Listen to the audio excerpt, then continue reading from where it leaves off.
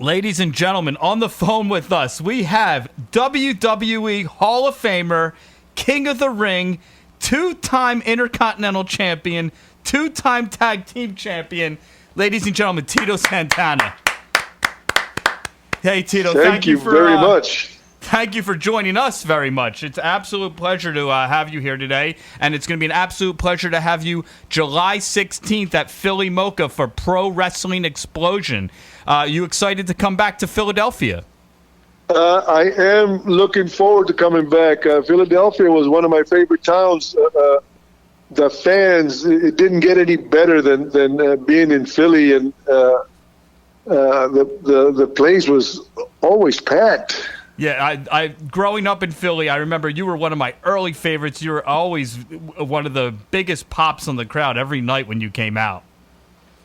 Yeah, the fans. You know, Philadelphia was like Madison Square Garden. You know, you had to earn the fans. You know, they just didn't back you up. You know, but once you got over with the fans. You're right. I would get big time pops. I mean, they were right there, and they were all disappointed when I didn't beat Kurt Hennig for the Intercontinental title. You know, for my third run, I didn't get it, but the fans were there for me, boy. Let me tell you. Well, let's go back a little further. You were at West Texas State University, and it was just an absolute melting pot for what became pro wrestling between you, Dusty Rhodes, Dory Funk, Blackjack Mulligan, Bruiser Brody, Ted DiBiase, Manny Fernandez. It was almost like that was like the San Francisco for the music business. Did you guys know that there was such talent around you at the time? Well, because Terry Funk and Dory Funk, the father owned the promotion there in Amarillo. So, you know, they got like Dick Murdoch and Stan Hansen and Bruiser Brody and Bobby Duncombe and, you know, Manny Fernandez and Blackjack Mulligan's son, what's his name? Barry Windham. And you know, the list just goes on and on. Absolutely, you know, there was amazing.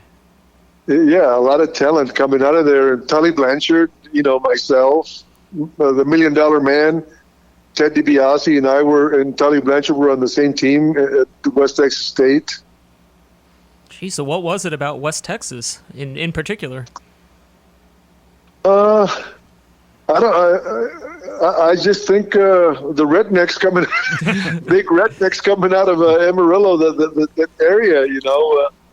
There were some big boys there. I remember when I was a mark, you know, I was just playing football, and Tully took me to the matches in Amarillo, and I looked into the dressing room. He took me to the heels dressing room, because back then they used to kayfabe, and, you know, baby faces were in different rooms in the heels. And I looked into the heels locker room, and I wasn't a small guy, but I looked in there and I said, man, these guys look like they could eat me up and spit me out. You know, they're all mean-looking son of a guns. I mean, it's crazy. Over a half a dozen WWE Hall of Famers, lots of guys that wrestled on WrestleMania, but no guy wrestled on WrestleMania that had the first match at WrestleMania. You will go down in history as the first ever match in the history of WrestleMania against the Executioner. Shout out to Playboy Buddy Rose, R.I.P. What was the WrestleMania experience like? Well, the WrestleMania experience, you know, it just kept building and building and building. And before my match, I was disappointed because, you know, I don't know if you remember, but me and Valentine had the hottest feud in the territory. I mean, we were selling out arenas without Hulk Hogan on the card. And I come to find out I'm the opening match in WrestleMania, you know, and then I realized that they didn't want to waste, because we were still going around to all the different towns in the territory. It would have taken a whole round, because, you know, we hit all the big cities with our match, the same match. So, you know, right before I went through the curtain, Vince McMahon Jr., you know, the owner, Vince McMahon Jr., came out to me and he said, the reason you're on first is because we need to get the people off their asses, and I'm counting on you. So that gave me a different perspective, and you know, my attitude changed immediately before I went in the ring. You know, I went out there to get the people off their butts and, you know, set the tempo for the night. And, you know, I got involved later on with Valentine and Junkyard Dog, and, you know, to put some more flames in the fire, you might say, you know, for our angle. And you know, when you look at wrestling, you know, post WrestleMania 1, the same thing happened in WCW, and a lot of the independent promoters, they put some of the best matches on first because they want to get that energy from the crowd. And, you know, going out first isn't a bad thing. It's probably the second best thing, in my opinion. So yeah, it probably was flattering for you to, you know, be the first one out. They're counting on you. Well, I'll be known forever that I was the first match on WrestleMania 1. Absolutely. You know, and another thing, me and Hulk Hogan were the only two wrestlers that wrestled on the first 9 WrestleManias, that's another thing that I feel good about. Yeah, I mean, I could rattle off of half of those matches off the top of my head, Shawn Michaels, etc. But yeah, that's an incredible. Yeah, and like what I wanted to ask was, you know, looking at WrestleMania 5, where you had the tag match with Demolition, I kind of wanted to look at, you know, WrestleMania 1 to WrestleMania 5 to WrestleMania 8. What was it like experiencing the first one and then seeing the transition of how the event was booked, how it was prepared, and how it was run, you know, from WrestleMania 1 to WrestleMania 8? What types of changes were you seeing? Well, you saw an immediate change on WrestleMania 2, I believe. WrestleMania 2, I was in L.A., and there was a show in Chicago, and then there was another one here in the East Coast. And then WrestleMania 3 was in Detroit, the biggest building and, you know, the biggest draw, I guess, in indoor crowd, 93,000 people. And it just kept growing and growing and growing. And even besides WrestleMania 8 or 9, the ones that I was involved with, because the one in 9, I was in a dark match against Papa Chango, but I was still there, you know, and I wrestled against Papa Chango in the dark match, but it just kept growing and growing, and once I left the WWF, I didn't really follow, you know, wrestling, the WWE. And when I got inducted into the Hall of Fame, and Vince sent a couple of limos to pick me up, and because I live 50 miles away from Madison Square Garden, picked me and my family up, and my mom and my brother that came from Texas. And when I got off at the Hyatt Regency in New York, all the fans from all over the world that I saw, you know, that just came out, and we were just waiting to see who came out of it was like the red carpet, you know, in Hollywood, you know. I realized how much it had grown, you know. And then I look the at Hall it of more as Fame. how much you deserved it. I mean, you deserve that accolade. You have entertained fans all over the world. You might not realize it because it's your life and you do it every day, but what you've given to me and millions across the world, you deserve all the Hall of Fame and then some. Yeah, and I whenever I go to any events, I enjoy talking to the people. I always hear that I'm probably one of the nicest guys because, you know, I do like to talk to the fans because, you know, we got hit in the head a few times, and, you know, I forget a lot of things, and you guys remember more than I remember. I was going to say, yeah, you know, when you're doing all of these events, you know, from the early 80s into the mid 90s, you're probably, I'm imagining, tired, working 6 days a week, and we're able to watch you and document, you know, everything and remind you later on, you know, what you really did, what you really accomplished. It's you probably at the time it was laboring, but you know, it's worth it in the end. Yep, it's I always say without the fans, none of us would be anybody. And, you know, there's been a lot of very successful wrestlers, you know, that have done very well. You know, The Rock, Austin. I mean, and you can just go on and on. Hulk. It's amazing what The Rock has done. I mean, he might be a president of the United States one day. That's unbelievable. The guy is like the most popular man in the world. But let's bring it back to Philadelphia. You were wrestling in some of the end of the NWA, but then the early stages of ECW. Did you? What was that like being there around ECW in the right in the beginning, and then it kind of was the relaunch of the Indies, so to speak. Well, I got invited. They had a tournament for the world title for ECW, and I ended up winning the world championship. But I had just left the WWE.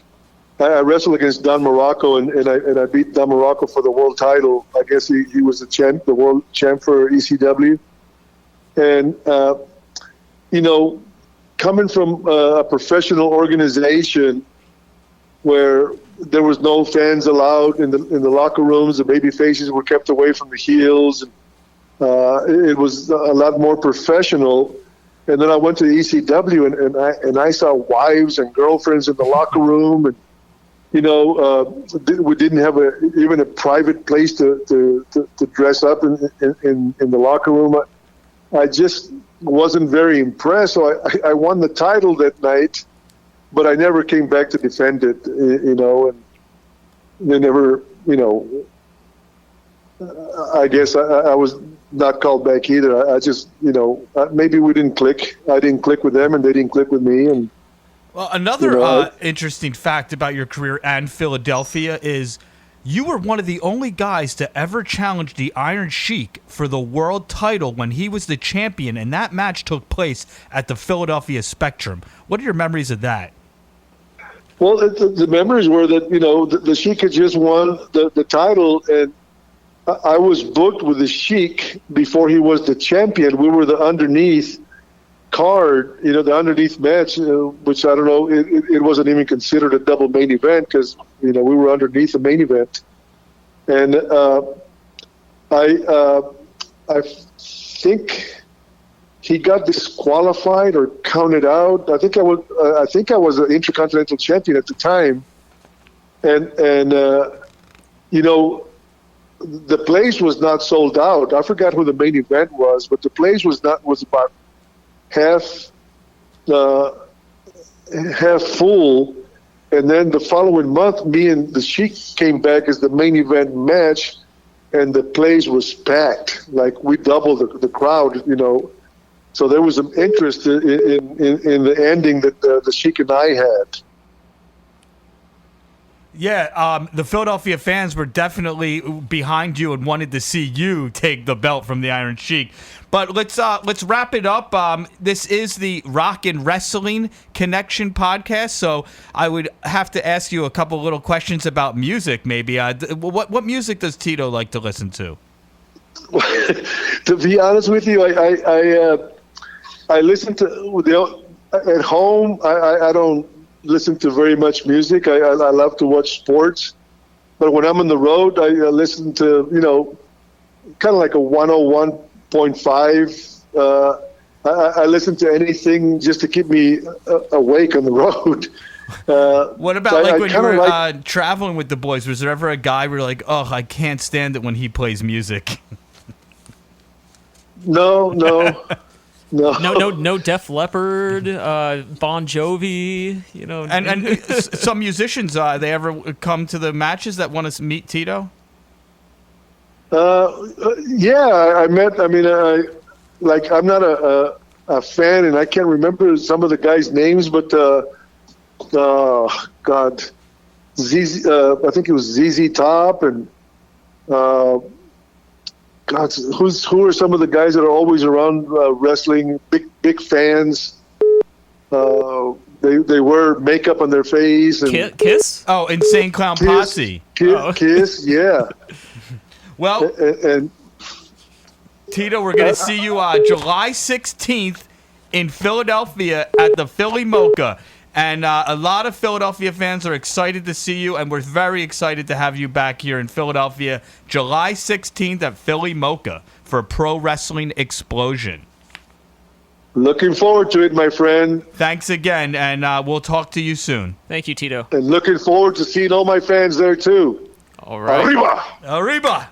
Tito Santana, WWE Hall of Famer. He's going to be there July 16th, Cosmic Conspiracy, Philly Moco. Wow. I still can't believe we got a WWF Hall of Famer to come to just this, this idea, this wrestling vision that I've had. I haven't ever had, a Hall of Famer come to my shows ever. There's a first for everything. I guess You've booked some guys that are going to be Hall of Famers. True, but true. Let's talk about future Hall of Famers that you got on this card. Hall of Famers 20 years from now. Let's go through Dan the the list. Candyman, Bill Avery.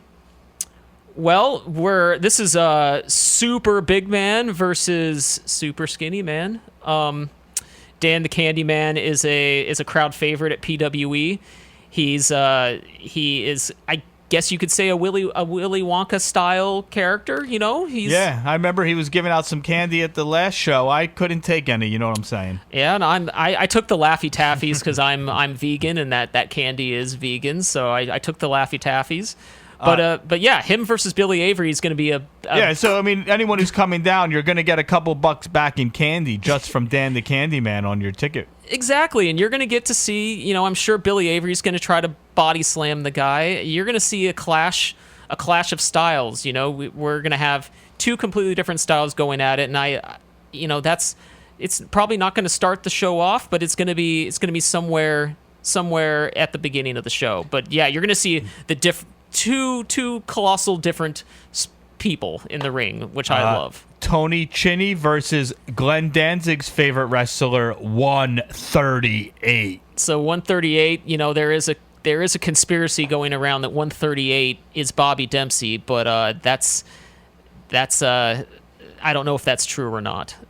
Tony Cheney was screwed over from his victory at our last event by 138, so he says, and he made the challenge to 138 because of it, and that's where we're leading up to that showdown. Philly has to have Philly Mike, Marcus Schuyler, Dylan Mesh, three-way. Got a three-way. These are young up-and-comers. Marcus Schuyler and Dylan Mesh and Philly Mike have all trained at, World CB's training facility in Bristol, Pennsylvania. I've seen them on multiple independent shows around the area. I know these guys personally. It's going to be a dojo war is what I'm seeing here. Well, those guys might be the future, but let's talk about the current number one contenders match. Rex Lawless, Perfect Perkins. I think both of these guys are listed at exactly 6'5", 265 pounds. These guys are behemoths, and these guys are up-and-comers, and these guys want Dan Champion. That's what they have in common, is they want a shot at the PWE champion, fittingly Big Dan Champion. The Air Show takes on CMD. This is going to be... I am hoping for one of the best matches on the show. Air Show puts on a show. I mean, they are high-flying, athletic, jump around, and you got CMD, who are powerhouses, who don't, they're going to... These guys are going to be flying around the ring, and they're going to be met with, a spinning elbow or an uppercut or something like that. It's again a clash of different styles, which I've always booked, which I've always loved. I've loved unique matches. I don't like guys that are the same type of wrestler wrestling each other. So this is a first time. This is a special attraction match. This match doesn't have a story behind it. This is a special attraction match. It's worth speaking coming. of special, returning to Pro Wrestling Explosion, Delirious versus Ryan Mooney. It's been, 3 years since I've been able to have Delirious on one of my shows, and as people might know, he was my trainer when I first came to the Ring of Honor Wrestling Academy, and we've had a good relationship ever since. Well, Ryan Mooney is this is a young up-and-comer in Philadelphia who's trying to prove himself. He calls himself the Rabid Honey Badger because in the process of trying to prove himself, he's going to bite you as well, and he's not scared of you. Well, Delirious is still in phenomenal shape. Absolutely. I mean, he's been training day in and day out, so to see Delirious go wrestle somebody possibly half of his age but still similar styles, that it's going to be a back and forth. No big deal for Delirious. No, it's going to be a back and forth match. We're going to see if Ryan Mooney, the young up and comer who's trained with Delirious in the past, let's see if he can handle, his trainer. Well, we spoke about him earlier. Dan the Champion taking on To Be Determined. It's just me. You could tell me who's his opponent going to be. Well, it's going to be the $1 Million Man. No, just joking. We're not going to say because I'm still deciding because I have a lot of options. Is it going to be Wardlow? I'm not going to tell Dan. I'm certainly not going to tell Dan or any of the viewers who it's going to be because Dan's been... Is Kenny Omega making his return to 12th and Gerard? Yes, he is. Philly Mocha? Is. Yes, he is. And don't cut it out. Yeah, Dan Champion... PWE isn't going to give Dan Champion the luxury of knowing who his opponent is, but it's going to be somebody. I will tell you this. I mean, that sounds a little unfair. He calls himself Big Dan. He's been cheating ever since he's been here. Calls himself Big Dan. Well, guess what? I'll tell you this. Whoever it is, the wrestler is going to be in some way bigger than Big Dan Champion. Yeah. Think about it. In some way. Now we might be able to figure this out. I'll tell you, I like Dan the Champion. He's a great champion. He listens to great music. Yeah, he loves it. Baby, he was born to run. Hot Dog Starks is going to be there against Megabyte Ronnie. He's a big dude talking about big dudes. Megabyte Ronnie. So Megabyte Ronnie, background on him, he is an actual competitive eater. He actually competes at the Nathan's Hot Dog He's eating in great contest. Shape. I mean, I think he gets... somewhere between, so at the hot dog eating contest, there's about 20 people. Yeah. Joey Chestnut's obviously the best, but... And then that lady, the Black Widow or whatever. Exactly, but go down the line. When you watch it this 4th of July, go down the line, and you're going to see Megabyte Ronnie right there around number 12. He can eat hot dogs. I don't know if you heard, but I might have something better to do that day. Oh my gosh. Well, the background between this is you've got Megabyte Ronnie, who's an actual competitive eater of hot dogs, versus an actual hot dog. Wait, you think he's going to eat them? I think he just might. Now this is round 2, so we have already had Hot Dog Starks versus Megabyte Ronnie, and the match was amazing. It was what can be considered a hot dog hardcore match at Philomoka. And this is number 2. This is the end all feuds. We call this Hot Dog Starts versus Megabyte Ronnie, the final feast. This is it. This is the blow-off. This is going to be something that you're going to see mentioned on ESPN at the hot dog eating show. You're going to see promotion for PWE at that event from these two individuals. So maybe if you watch that, you're going to see a little something, and it's going to all boil down to the main event at he PWE. Said boil. Yeah, exactly. Some like their hot dogs boiled. Some like them cooked. Some like it hot. Some like it hot. But this is Hot Dog Star's first ever main event match, I believe. I haven't followed his career to a T, but I believe this is a big deal for Hot Dog Starks. This isn't just any match. This is Hot Dog Starks versus Megabyte Ronnie. We got Hot Dog versus Hot Dog Eater to end. It might be one of the most incredible books ever. It's crazy. Like, I don't know what's going to happen, but if you're just curious, go ahead and watch the hot dog eating contest on ESPN. I believe it's at noon on the 4th of July. I actually do not have anything better to do, and I will be watching the hot dog contest on the 4th of July. ESPN, Nathan's Hot Dog, Coney Island. You're going to see Megabyte Ronnie competing against Joey Chestnut, and you know what? Like last year, Hot Dog Starks just might make a run-in or some sort of appearance on national television. That's going to lead to July the 16th at Philomoka. And again, Cosmic Conspiracy. it's July 16th. Billy Mocha. Tickets are on all of our social media. We're where can we find you on social media? at PWE Shows on Twitter, at Pro Wrestling Explosion on Instagram, at Pro Wrestling Explosion on Facebook. We have links to our Eventbrite tickets on everywhere you look in our bio. There's tickets available. It's one of the more stacked cards that I've been able to create. And there'll be a Tito Santana meet and greet before the show. There'll be a Tito Santana meet and greet at intermission.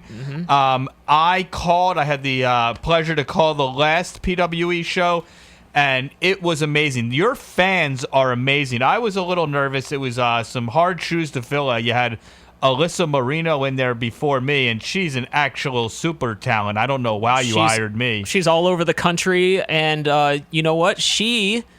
surprise, surprise, will be also announcing. Oh, no. Yes. Oh, now you're going to see how bad I really am. You guys are teammates. You didn't even know it. But yes, Alyssa is super talented. Yeah. She's been in NXT. She now gets booked all over the country, and she lives right here in Philadelphia at this moment in time. And she will be commenting with yours truly, or yours, sorry. And then, again... there's going to be others. We've got the Crusher that's going to be there. A super new female talent named the Crusher. We've got Andy Brown coming. We've got Francis Wright. That's WRIGHT. He says he's got some conspiracies for us at Cosmic Conspiracy. So Sly Stetson's going to be there? He's a conspiracy theorist, but this guy... truth be told, he is my dad. That's my dad. I'm Erik Viking. Sly Stetson is my father.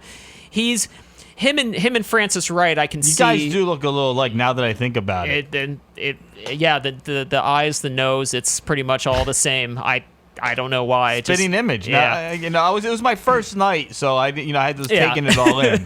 But yeah, I mean, we've got Hyena Hex. He's gonna be there. He's gonna be either inserted in one of these matches, or he's going to make an appearance of some sort. Hyena Hex. Andy Brown's amazing. Francis Wright is going to bring that conspiracy action. Now I'm so nervous that you're going to have an actual talent in the booth next to me. Yeah, man, you got to up your game this time around. You're going to have Gino on the other side of you. Gino, yeah, he makes me nervous as is. I'm afraid he's going to shank me one day. But yeah, I mean, it's you've got your 4th of July weekend. Let that hangover go a couple days later, and then you guys should get your tickets. If you don't get your tickets now, they're going to be sold out by the time this July 4th thing hits. Yeah, and I'm just flattered that the guy of Tito Santana's caliber is going to be. Oh, how wonderful was he earlier? He's amazing, and you heard some of his stories from WrestleMania 1 all the way through WrestleMania 9. It seems like a down-to-earth guy that's going to want to meet you, the fans. So it'll be July 16th, Billy Mocha. Once again, tell us where to get the tickets, and thanks again for coming. Tickets are all over all of our social media. The link is in our bio. It's really easy. You have 2 tiers. You have general admission tickets for $20. You have VIP tickets, which means you are on the stage overlooking the ring. That's the same stage that the likes of Kim Gordon of Sonic Youth have performed on. See? Sacred ground. So, the view is perfect from up there. That's $30, and then you can buy your Tito Santana tickets at the link at a different link as well. There's 3 links when you go to our... Purchase all the links, people. Why wouldn't you? I would. All right, so that's July 16th, Philly Mocha, basically the corner at 12th and Girard. We'll see you then. See you at the matches.